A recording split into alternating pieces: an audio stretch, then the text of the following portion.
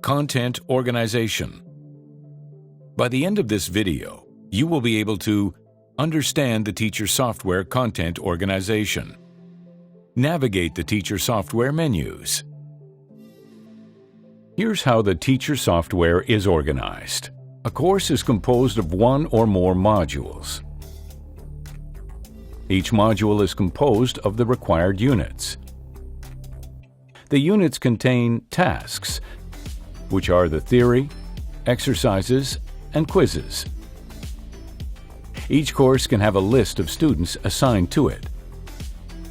The navigation header contains options to select between the courses, students, modules, and virtual classroom sections of the software. Additionally, on the top right, we have a connection status indicator and 3 buttons: Sync, Language,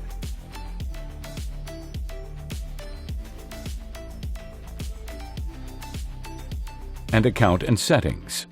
In Account and Settings, we have the option to manage accounts and create a new instructor login user. In Settings, you can do things like saving your content in an external drive, restore system settings, modify measuring standard from metric to imperial or vice versa, and change the weld naming standard from European to American. For additional information on setting up your AugmentedArc welding training system, see your owner's manual or visit millerwelds.com.